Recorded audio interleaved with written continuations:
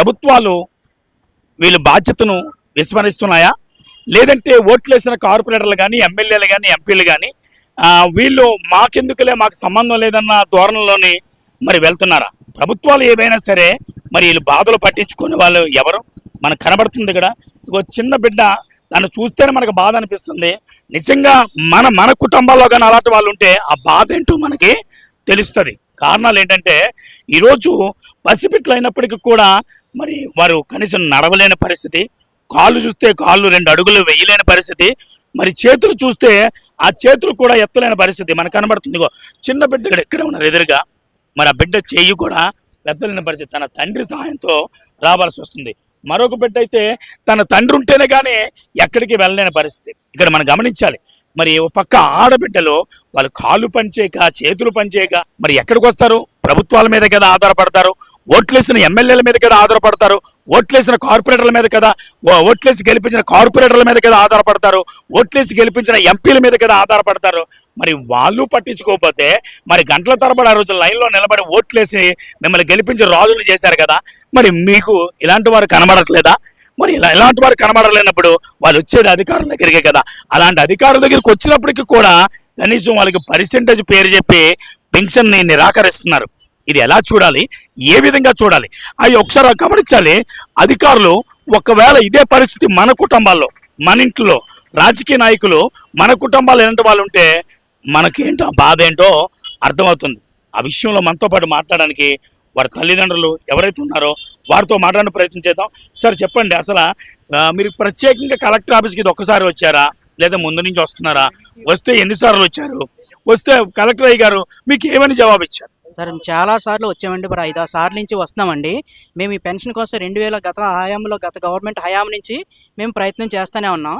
ఇప్పటి వరకు కూడా ప్రతిసారి రావడం, డిఎంహెచ్ఓకి ఫార్వర్డ్ చేయడం, అక్కడ వాళ్ళు ఇంకా ఓపెన్ అవ్వలేదు, పోర్టల్ ఓపెన్ అవుతే మేమేం చేయలేమని ఒక ప్రొసీజర్ చెప్తున్నారు తప్పితే దాన్ని సాల్వ్ చేసే విధానం అనేది చెప్పట్లేదండి. లాస్ట్ టైము ఆగస్టులో వచ్చాము, జూలైలో వచ్చామండి, సెప్టెంబర్లో వచ్చాము, మళ్ళీ ఇప్పుడు వచ్చామండి. ఇప్పుడు కూడా ఎందుకు వచ్చామంటే ఇప్పుడు మా పిల్లలకి రోజు గడవాలంటే పొద్దున్నే లెగిస్తే ఫిజియోథెరపీ చేయించాలండి. ఫిజియోథెరపీ చేయించాలి, వాళ్ళకి సప్లిమెంటరీ ఫుడ్ ఇవ్వాలి, వాళ్ళకి మెడిసిన్ ఇవ్వాలి. ఇవన్నీ ఇస్తూ వాళ్ళ ఒక గాజు బొమ్మలా కాపాడుకుంటేనే వీళ్ళు సర్వైవ్ అవ్వగలరు, లేకపోతే సర్వైవ్ అవ్వడం కష్టం. ఈ ప్రాసెస్ అంతా చేయడానికి మాకు నెలకి 20,000 పైనే ఖర్చు అవుతుందండి. 20,000 పైన ఖర్చు అవుతుంటే నేను ఒక ప్రైవేట్ ఎంప్లాయీని. ఈ బాబు కోసం ఇవన్నీ చేయడానికి చూసుకోవడానికి ఎవరు లేక నేను జాబ్ మానేసి ఒక ఎలక్ట్రికల్ వర్క్ చేసుకుంటూను ఈ బాబుకి పోషణ ఇచ్చుకుంటున్నానండి. ఫస్ట్ ప్రియారిటీ ఈ బాబుకి ఇచ్చుకుంటూ నాకు వచ్చిన ఆదాయంలోనూ ఈ బాబుకే మాకు మొత్తం ఇన్వెస్ట్ చేసుకుంటూ నేను వస్తున్నాను. ఈ రోజుకి 2023లో నేను పెన్షన్కి అప్లై చేశాను. ఈ రోజుకి కూడా ₹1 అంటే ₹1 కూడా గవర్నమెంట్ నుంచి నాకు సహాయం రాలేదు. ఎన్నిసార్లు అప్లై చేసినా సచివాలయం చుట్టూరు తిరుగుతున్నాం, డిఎంహెచ్ఓ ఆఫీస్ చుట్టూరు తిరుగుతున్నాం. ప్రొసీజర్ ఏంటంటే కొత్త రిలీజ్ చేయలేదు, ఇంకా గవర్నమెంట్ నుంచి ఆర్డర్ రాకుండా మేమేం చేస్తాము అని అంటున్నారు. కానీ మేము ఒక అమరావతి రేర్ డిసీజ్ ఆర్గనైజేషన్ నుంచి కూడా, ఒక స్వచ్ఛంద సంస్థ నుంచి కూడా మేము ఒక లెటర్ తీసుకుని వచ్చి జాయింట్ కలెక్టర్ గారికి సబ్మిట్ చేసామండి. సార్ ఇది మా ఒక్కరిదే కాదు, ఇక్కడ మేము వైజాగ్ ఉత్తరాంధ్రలో ఉన్న వాళ్ళమే ఒక 33 మంది పైనే ఉన్నామండి. అంటే మేము కలిసిన ఫ్యామిలీస్, అంటే తెలియని ఫ్యామిలీస్ ఇంకెంతమంది ఉన్నారో తెలియదు. కానీ అలాగా మొత్తం ఏపీ మొత్తానికి అమరావతి రేర్ డిసీజ్ ఆర్గనైజేషన్లో 500 పైనే పిల్లలు ఈ వ్యాధితో బాధపడుతున్నారండి. ఇది చాప కింద నీరులాగా పెరిగిపోతుంది. దీని గురించి అవేర్నెస్ లేక పిల్లలకి ఏమీ తెలియక, ఆ ప్రాబ్లం ఏంటో తెలియక వాళ్ళు ఏంటో పోలియో అనుకున్నాం, లేకపోతే దీన్ని ఎక్కడికి తీసుకెళ్ళాలి, ఏమి చెయ్యాలి అనే విధానం తెలియక కొంతమంది ఇళ్లలోనే ఉండిపోతున్నారు. ఏం చేయాలో తెలియక ఇళ్లలో ఉండిపోయి బయటికి రాలేకపోతున్నారు. కొంతమంది ఏంటంటే పిల్లల్ని తీసుకుని బయటికి వచ్చి అడిగే ఓపిక లేక, వాళ్ళకి సహాయం లేక, ఇదే ప్రాబ్లంతో ఒక్కొక్క ఇంట్లోనూ పిల్లలు 2 కూడా ఉన్నారండి, 3 కూడా ఉన్నారు. ఒక్కో ఇంట్లో అయితే 4-5 కూడా ఉన్న పేషెంట్లు కూడా ఉన్నారు. ఇది ఏంటంటే జన్యుపరమైన లోపం అండి. ఇది ఎక్కడి నుంచి వస్తుందో ఏంటనేది ఎవ్వరికీ తెలియదు. దాని గురించి ఒక డాక్టర్ కూడా కంప్లీట్ అవేర్నెస్ అనేది లేదు. ఒక డాక్టర్ పిహెచ్డి డాక్టర్ దగ్గరికి వెళ్తే ఆ టెస్ట్ చేస్తారు, అది జెన్యు టెస్ట్ చేయించుకోండి, బయటికి వెళ్ళి తిరగండి, అక్కడికి తిరగండి అని చెప్తున్నారు తప్పితే ఏమీ రావట్లేదు. ఇది మేము 4వ సారి ఇక్కడికి రావడం అండి. ఇప్పుడు కూడా మేము ప్రత్యేకించి ఎందుకు వచ్చామంటే మాకు ఇది ఈ బాధతో బాధపడుతున్న వారికి మాకు నెలకి 20,000 పైనే ఖర్చు అవుతుందండి. దానికి మించి ఇంకా మేము జాబులు మానేసి పిల్లల కోసం ఇంట్లో ఉండవలసి వస్తుంది. మాకు ఆధారం ఎక్కడ వస్తుందండి, ఆదాయం ఎక్కడ వస్తుంది, మేము ఎక్కడి నుంచి సంపాదించుకోవాలి? కనీసం గవర్నమెంట్ నుంచి వచ్చే సాయం కూడా ఇమీడియట్గా శాంక్షన్ చేయట్లేదు. నా పేరు మోహన్ కృష్ణ అండి, నేను విశాఖపట్నం మరిపాలెం నుంచి వచ్చానండి. మోహన్ కృష్ణ గారు, నేను అడిగే ప్రశ్నలకు సమాధానం చెప్పండి. ఇప్పుడు ఈ అమరావతి రేర్ డిసీజ్ ఆర్గనైజేషన్ అంటే ARDO, వీళ్ళు మీరు వెళ్ళి కలిసారా? కలిస్తే ఏమని చెప్పారు? వీళ్ళు కూడా స్టేట్ వైజ్లో ఏపీ మొత్తాన్ని కవర్ చేసుకుంటూ మా పిల్లలందరి కోసం వాళ్ళు ఫైట్ చేస్తున్నారండి. రీసెంట్గా మన విజయవాడలోనూ స్టేటు వికలాంగుల సార్ని, ఆయన ఏపీ చైర్మన్ అనమాట, మొత్తం డిజేబిలిటీ పర్సన్కి హెడ్ని కలిసి మాట్లాడారు. నెక్స్ట్ ఆయన అండర్లో ఉండి ఈ పెన్షన్లన్నీ చూసే సూర్యకుమార్ గారు కానీ ఆయనకు కూడా నోటీస్ ఇచ్చారండి, ఒక మెమోరాండం ఇచ్చారండి. శోభారాణి గారు కానీ ఈ ARDOకి సంస్థ స్టార్ట్ చేసిన వ్యక్తి, ఫౌండర్ అండి ఆవిడ కూడా. నేను అదే అన్నాను, అంటే అధికారుల దగ్గరికి వెళ్ళినప్పుడు కూడా స్పందన రావట్లేదు. వాళ్ళు ఏంటంటే మొన్న కొత్తగా వచ్చాము, మేము ఇన్ని ప్రాబ్లమ్స్ ఉన్నాయని మాకు తెలియదు, మేము ఇప్పుడు ఫైల్ని పెట్టి ప్రొసీడింగ్ చేస్తాము అని చెప్పేసి అన్నారని అది మెమోరాండం ఇచ్చి వచ్చారు. అదేవిధంగా ఇక్కడికి రావడానికి ఇప్పుడు కూడా ఎందుకు వచ్చామంటే, మొన్న గుంటూరులో అండి కలెక్టర్ మీటింగ్ అవుతున్నప్పుడు చంద్రబాబు నాయుడు గారు, కలెక్టర్లకి ప్రత్యేక అధికారాలు ఉండలేదండి, ఎందుకంటే కలెక్టర్లో మాకు లాంగ్ పెండింగ్ పెన్షన్లు ఉండిపోతున్నారు, చాలామంది వస్తున్నారు బాధితులు, ఎన్నో సంవత్సరాల చుట్టూరు తిరుగుతున్నారు, వాళ్ళకి సరైన న్యాయం చేయలేకపోతున్నాం, వాళ్ళకి సమాధానం ఇవ్వలేకపోతున్నాం, న్యాయం ఇవ్వలేకపోతున్నాం, అందువల్ల మాకు కొన్ని ఆలోచించి మాకు ఒక ప్రత్యేక రైట్స్ ఇవ్వండి అంటే ఇమీడియట్గా చంద్రబాబు నాయుడు గారు స్పందించి వాళ్ళకి కొన్ని 200 వరకు పెన్షన్లో ఏదైతే దీర్ఘకాలికంగా బాధపడుతున్న వ్యాధిగ్రస్తులు కానీ, డిజేబిలిటీ పర్సన్స్ కానీ, కంప్లీట్ బెడ్ రిడెన్ అయిపోయిన పర్సన్స్ కానీ ఎవరైతే ఉన్నారో వీళ్ళందరికీ ఇమీడియట్గా అందులో జెన్యూన్ పర్సన్ని 200 మందికి ఇమీడియట్గా శాంక్షన్ చేసే అధికారాన్ని లోకల్ MP గారికి, మంత్రి గారికి, కలెక్టర్ గారికి రైట్స్ ఇచ్చారండి. ఆ రైట్స్ ఇవ్వడం వల్ల ఇమీడియట్గా వాళ్ళకి అధికారాలు వచ్చినాయి కాబట్టి ఇప్పుడైనా మా వైపు దయ చూపుతారని మేము స్పెషల్ రిక్వెస్ట్ చేసుకోవడానికి కలెక్టర్ గారి దగ్గరికి వచ్చామండి. అంటే పరిస్థితి చూస్తే ఇలాగుంది, ఇక్కడ మనం చూడొచ్చు, పాపం కాలు కూడా కదపలేని పరిస్థితి, అంటే నిలబడడానికి కూడా బలం లేదు. మరి ఇటువంటి వారికి కూడా పెన్షన్ ఇవ్వడానికి మరి ఎందుకు వీళ్ళకి మనసులు రావట్లేదు? అదే సార్, దాని గురించి అడుగుతుంటే దీనికి 85%తో లింక్ పెడుతున్నారండి. దీనికి 85% ఉండాలి, 85% ఉంటే కానీ ఎలిజిబిలిటీ కాదు అని అంటున్నారు. 85% ఉన్న వాళ్ళకి కూడా ఇవ్వడానికి ఇప్పుడు మేము అందరూ 85% అబవ్ ఉన్న వాళ్ళమే అందరూ, కానీ ఇప్పటికి కూడా ఒక్క పైసా కూడా శాంక్షన్ అవ్వలేదు. ఏమన్నా అంటే DMHO ఆఫీస్లో ఓపెన్ చేయలేదని అయ్యాను, అంటే గవర్నమెంట్ అయ్యా ఓపెన్ చేయలేదు, మేమేం చేయగలని చెప్తున్నారు. ఇప్పుడు దీనికి పర్సంటేజ్తో సంబంధం ఏంటని మేము అందుకని అడుగుతున్నాం సార్. మాకంటూ సెపరేట్ కేటగిరీ కావాలి, జెనెటికల్ డిజార్డర్ GD కేటగిరీ అనేది మాకు సెపరేట్ కేటగిరీ ఇప్పించాలి. ఆ కేటగిరీలో మస్కులర్ డిస్ట్రఫీ అనే పేషెంట్లందరినీ, కండరాల బలహీనతతో బాధపడే వాళ్ళందరినీ తీసుకుని వచ్చి ఆ GD కేటగిరీలో మేము సదరన్ సర్టిఫికేట్ అప్లై చేసుకున్నప్పుడు పెట్టి సర్టిఫికేట్లో పర్సంటేజ్తో సంబంధం లేకుండా మాకు గవర్నమెంట్ నుంచే వచ్చే బెనిఫిట్స్ అన్నీ ఇప్పించాలని మేము ఈ మెమోరాండంలో అన్నీ ఇచ్చామండి. ఇవన్నీ అడిగాం, మాకంటూ సెపరేట్. నేను అదే అన్నాను సార్ మోహన్ గారు, అంటే పర్సెంటేజ్ అంటున్నారు కదా, ఆల్రెడీ రోజు రోజుకి కండరాల బలహీనత అయ్యి మంచానికి పర్మనెంట్ అయిపోతున్నారు. మంచానికి పర్మనెంట్ అయిపోయి ఇంకా పర్సెంటేజ్ సంబంధం ఏంటంటే పెన్షన్ డైరెక్ట్గా ఇచ్చేవచ్చు కదా. అదే అడుగుతుంటే కంప్లీట్ బెడ్ రిడెన్ అండి. నెక్స్ట్ ఏంటంటే ఈ వ్యాధి రోజు రోజుకి పెరిగే పరిస్థితే కానీ దీనికి తగ్గుదల అనేది ఉండదండి. దీనికి ప్రపంచంలోనే డ్రగ్ అనేది లేదు ఈ వ్యాధికి. ఒక్క ఫిజియోథెరపీ అంటే దీనికి మందులు కూడా లేవు, అసలు మందులు కూడా లేవండి, ప్రపంచంలో లేదు. అబ్రాడ్ లాంటి గవర్నమెంట్ US గవర్నమెంట్లో ఏంటంటే దీనికి జీన్ థెరపీ అనేది రీసెంట్గా రిలీజ్ చేశారండి. అది కూడా సివియారిటీ 1 జీన్ ఏదైనా ప్రాబ్లం వస్తే, ఒక జీన్లో ప్రాబ్లం వస్తే ఆ జీన్ ఉన్న వాళ్ళకి జీన్ థెరపీ చేసి కొంతవరకు వెసులుబాటు కల్పించడానికి ఉందానికి, అది కూడా పూర్తి నివారణ అనేది లేదండి దానికి కూడాను. దీనికి అసలు నివారణ లేదు, రోజు రోజుకి పెరుగుతూనే ఉండదు. మా బాబు 6 సంవత్సరాల్లో ఎఫెక్ట్ అయింది. 6 సంవత్సరాల్లో శుభ్రంగా పరిగెట్టేవాడు, నడిచేవాడు. 6 సంవత్సరం నుండి సివియారిటీ పెరుగుతూ 6 సంవత్సరాల్లో కాళ్ళు అంతమాండు నడుస్తా పడిపోతూ ఉండేవాడండి. పడిపోతున్నప్పుడు మేము ఏదో అనుకుని డాక్టర్ల చుట్టూరు తిరిగితే టెస్టులు చేయించి అన్ని జెనెటికల్ టెస్టులు ఇవన్నీ చేయితే ఇది డ్యూషన్ మస్కులర్ డిస్ట్రఫీ అని చెప్పేసి కన్ఫర్మ్ చేశారండి. డ్యూషన్ మస్కులర్ డిస్ట్రఫీలో ఇందులో చాలా వేరియంట్ ఉన్నాయి. LGMD ఉంది, DMD ఉంది, CMD ఉందండి. నెక్స్ట్ ఏంటంటే BMD ఉంది, Becker muscular dystrophy, limb griddle muscular dystrophy, CMD అని అలాగే 9 క్లాసిక్స్ ఉన్నాయండి. ఇందులో ఏదైనా కామన్గా ఉండేది మస్కులర్ డిస్ట్రఫీ MD. ఎండి అనేది కామన్ అండి. కామన్గా మస్కులర్ డిస్ట్రోఫీ అందరికీ ఉంటుంది. అందరి సివియారిటీ ఒకటేనండి. వీళ్ళందరికీ మా కంప్లీట్ ప్రోగ్రెస్ ఇదంతా ప్రోగ్రెసివ్గా రోజు రోజుకి వ్యాధి పెరుగుతూనే ఉంటుంది కానీ తగ్గే ప్రసక్తే లేదు. డాక్టర్లు కూడా ఏం చెప్పేశారంటే మీరు ఒక స్టెరాయిడ్స్ మందులు రాసిచ్చేస్తున్నారు, ఆ స్టెరాయిడ్స్ వాడండి, దాన్ని బ్యాలెన్సింగ్ చేసుకోవడానికి మాత్రమే, దీనికి నివారణ లేదని చెప్పేసి ఎంతమంది డాక్టర్ల దగ్గరికి వెళ్ళి పిహెచ్డి రీసెర్చ్లో ఉన్న డాక్టర్ల దగ్గరికి వెళ్ళినా కూడా అదే చెప్తున్నారండి. నేను అపోలో చెన్నై చిల్డ్రన్ హాస్పిటల్లో మా బాబుకి చూపించానండి. అక్కడ డాక్టర్ విశ్వనాథ్ గారు కూడా ఈ రీసెర్చ్లో కూడా ఉన్నారు. ఈ రీసెర్చ్లో భాగంగా ఉన్నారు కానీ 2022 నుంచి నేను ఆయనకు చూపిస్తున్నాను. ఇప్పటికి కూడా ఆ క్లినికల్ ట్రయల్స్ దానికి ఒక ఆధారం కానీ దానివల్ల నివారించే ఒక డ్రగ్ కానీ ఏదీ రాలేదు. వస్తుందని నమ్మకం కూడా లేదండి. ఎందుకంటే ఇది ఒక జీన్ ప్రాబ్లం, జన్యుపరమైన ప్రాబ్లం. అంటే దేవుడు వీళ్ళకి ఇలా బాధపడు అని ఒక సృష్టించేశాడండి. ఇందులో ఉన్న పేషెంట్లు ఈవెన్ మీకు తెలిసే ఉంటుంది, కోర్టు కూడా హైకోర్టుకి వెళ్ళి మర్సీ కిల్లింగ్ చేయండి అని కూడా రిక్వెస్ట్ పెట్టుకుంటున్నారండి. అంటే ఎందువల్లంటే వీళ్ళతో పేరెంట్స్ ఒక్కొక్కరి పిల్లల ఏజు 40 సంవత్సరాల్లో రావచ్చు, 60 సంవత్సరాలు రావచ్చు ఉన్నారు. ఆ 40 సంవత్సరాల బాబుకి 60 సంవత్సరాల పిల్లలు ఎలా సేవ చేయగలరండి? 40 సంవత్సరాల పిల్లలకి 60 సంవత్సరాల తల్లిదండ్రులు సేవ చేసుకుంటూ వాళ్ళకి చిన్నపిల్లలకు స్నానం చేయించు ఇబ్బంది పడుతూ వాళ్ళు బాధపడలేక వీళ్ళు బాధపడలేక వాళ్ళు పనులు తల్లిదండ్రులతో చేయించుకోలేక మాకు వద్దురా బాబు ఈ జీవితం, మమ్మల్ని మర్సీ కిల్లింగ్ చేయండి అని చెప్పేసి రిక్వెస్ట్లు పెట్టుకున్నారండి హైకోర్టుకి.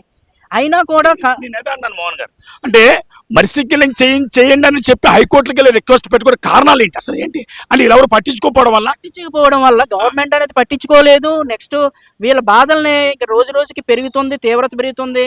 ఈ రోజు నడిచి కూడా రేపు పడిపోతున్నాడు, రేపు ఏమో కుర్చీ వీల్ చైర్కి అంకితం అయిపోతున్నాడు, తర్వాత బెడ్ రిడెన్ అయిపోతున్నాడు. మాట ఒకటే వస్తుంది తప్పితే ఇంక ఏమీ ఆపరేట్ చేయలేని స్థితిలోకి వెళ్ళిన కొడుకుని కానీ తండ్రి కొడుకులు అయితే పర్లేదండి. ఇప్పుడు అమ్మాయిలు ఉన్నారు, ఈ పాదో పాడవలు వాళ్ళకి సేవలు చేయాలంటే తల్లి చేయాలి. తల్లి అంటే ఎంతవరకు చేయగలరండి? తండ్రి అంటే కొంతవరకు మోసుకుని, ఇదిగో నేను ఇప్పుడు దాకా అక్కడి నుంచి మోసుకునే వచ్చానండి, మోసుకురాని వాళ్ళు వీల్ చైర్లో తీసుకొస్తున్నారు.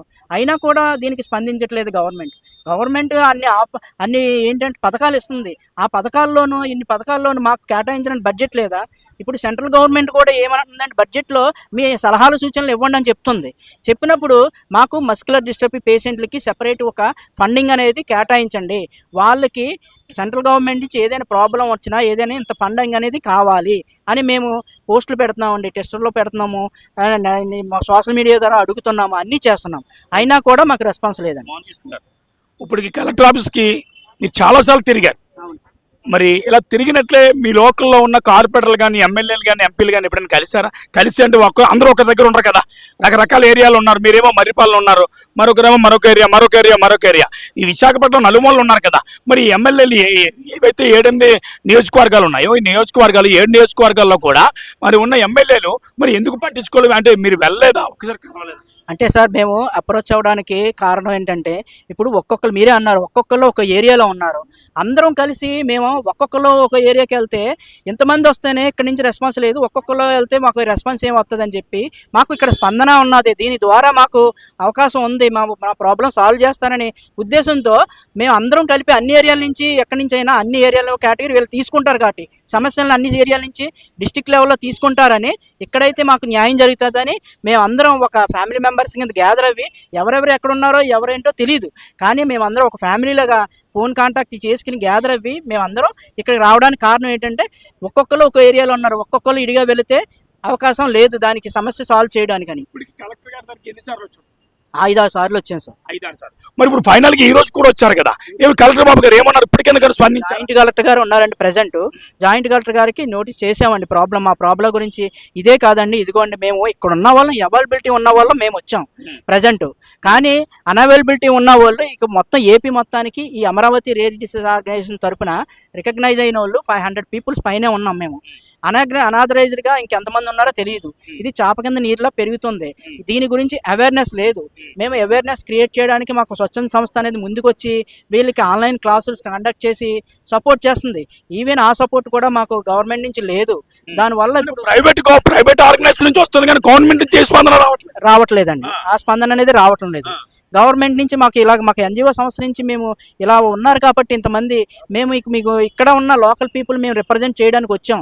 లాస్ట్ టైం కూడా మీకు వచ్చామండి, మీ అమరావతి రిజిస్ట్రేషన్ తరపు నుంచి మాకు రిప్రజెంటేషన్ ఒక మెమోరాండం కూడా మీకు ఇచ్చామండి.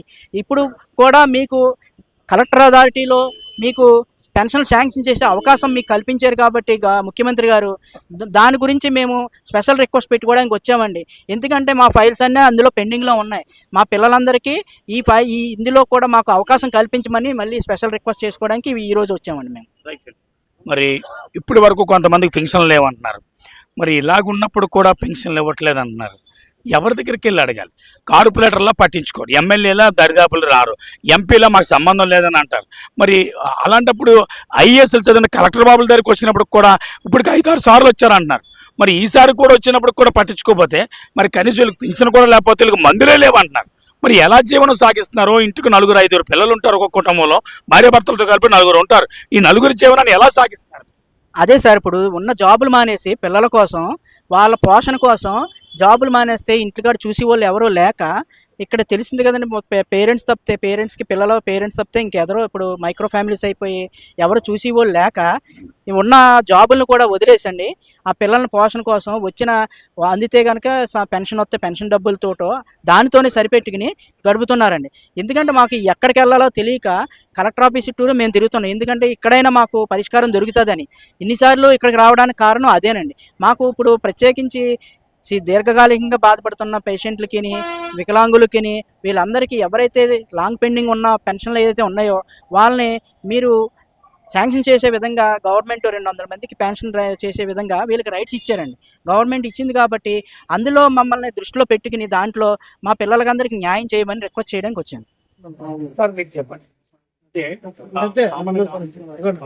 ఈ మధ్య కాలంలో ఇంట్లో అవుట్ సోర్సింగ్ ఉద్యోగాల్లో పనిచేస్తున్న, అంటే గవర్నమెంట్ ఆఫీసుల్లో అవుట్ సోర్సింగ్ ఉద్యోగాలు పనిచేస్తున్నా సరే వారు పెన్షన్ కట్ చేస్తున్నారు. 4-5 మీటర్లు ఉన్నా కట్ చేస్తున్నారు. మరి ఈరోజు పిల్లలు చూస్తే డిసీజ్ ఇలాగ ఉంది, అంటే మీ బాబు అనుకుంటాను ఇలా ఉంది. ఇలాంటి పిల్లలకు కూడా ఒకవేళ ఇంట్లో ఏదో కారణాల చేత పెన్షన్ కట్ చేస్తే ఏ దారి లేకపోతే మరి ఏ దారిలో వెళ్ళాలి? అదే సార్, ఇప్పుడు గవర్నమెంట్ అనేది చూడాలి సార్. నేను యాక్చువల్గా అయితే నేను ఒక రిటైర్డ్ ఎంప్లాయీ అండి. రిటైర్డ్ ఎంప్లాయీ అయితే నేను కూడా బాబు పెన్షన్ అప్లై చేద్దామని వచ్చానండి. ఎక్స్ సర్వీస్మెంట్ నేను ఆల్రెడీ. నేను ఇప్పుడు ఈ పెన్షన్ కోసం నేను కూడా దానికి అప్లై చేయడానికి వచ్చాను. మన కేహెచ్ గారికి హాస్పిటల్కి వెళ్తే వాళ్ళు కూడా అన్నారు, మీరు ఎంప్లాయీస్ కదండి, మీకు పెన్షన్ అర్హులు కాదని అన్నారు. ఇంకా సచివాలయంకి వెళ్ళాం సరే, వాళ్ళు కూడా అదే అన్నారు. ఇంకా 3వ సారి కలెక్టర్ గారి దగ్గరికి వెళ్ళి అర్జీ పెట్టుకున్నాం. కనీసం మాకు క్లారిఫై అనేది వస్తుంది, ఎవరైనా సరే ఎంప్లాయీ పిల్లలు ఉండేలాగుంటే వాళ్ళకి పెన్షన్ రావద్దని మాకు క్లారిటీ ఇస్తున్నారు. ఇంకా అంతకుమించి మేము ఏం చేయాలి సార్? మరి మాకు ఇప్పుడు వచ్చిన మాకు ఈ జీతం డబ్బులే కాదు, పెన్షన్ కాదు, ఏదైనా సరే ఎంతగాని మేము పిల్లలు ఖర్చు పెట్టగలం. ఒక పిల్లలకి అయితే పోనీ 2 పిల్లలు ఉండేలా ఉంటే వాళ్ళ పరిస్థితి ఏంటి సార్? 2 పిల్లలకి ఖర్చు పెట్టాలి అంటే ఎలా? నేను అదే అన్నాను సార్. ఇప్పుడు ఆ రోజు దేశం కోసం పోరాడారు, దేశం కోసం ఆర్ఎన్ఎస్లో రాత్రనక పగలనక బోర్డర్లో సేవలు చేశారు. ఆ సేవలు చేసిన అంటే విధానం బట్టి కూడా వీళ్ళు మీకు సహకరించట్లేదు. లేదు సార్, ఏమన్నా అంటే మీరు ఒక గవర్నమెంట్ ఎంప్లాయీ, మీకు పెన్షన్ వస్తుంది, దీనికి మీరు అర్హులు కాదు అని క్లారిటీ. ఇంకా అంతకుమించి ఇంకా 2వ ఆప్షన్ అయితే ఇంకేమీ లేదు. అంతేగాని మీరు దేశ సరిహద్దుల్లో మీరు ఏదో పోరాడారు, ఏదో చేశారు, 20 సంవత్సరాలు కష్టపడి వచ్చారు కదా, మీరు కూడా మీ పిల్లలకి పెన్షన్ మీరు కూడా అర్హులు అయ్యి ఉంటారు, మీకోసం కాకుండా మీ పిల్లల కోసం ఇస్తున్నాము అని కనీసం వాళ్ళు కూడా కొంచెం పిల్లలను చూసి, తల్లిదండ్రిని చూడవద్దు, క్యాస్ట్ బిల్లింగ్ చూడవద్దు, కనీసం పిల్లలను చూసి పిల్లలు అర్హులు అయితే వాళ్ళకి పెన్షన్ ఇవ్వమని కోరుతున్నాం మేము. నేను అదే అన్నాను సార్. ఇప్పుడు మీ పేరు చెప్పండి. నా పేరు ఎస్కే షిలార్. షిలార్ గారు, ఇప్పుడు గవర్నమెంట్ పెన్షన్ మీకు వస్తుంది, అందువల్ల మేము ఇవ్వట్లేదు అన్నారు. మరి అదే ఎలక్షన్లో ఓట్లు వేసేటప్పుడు ఇదే మాట్లాడవచ్చు కదా, గవర్నమెంట్ మీకు పెన్షన్ వస్తుందండి, మీరు ఓటు వేయవలసిన అవసరం లేదని చెప్పి.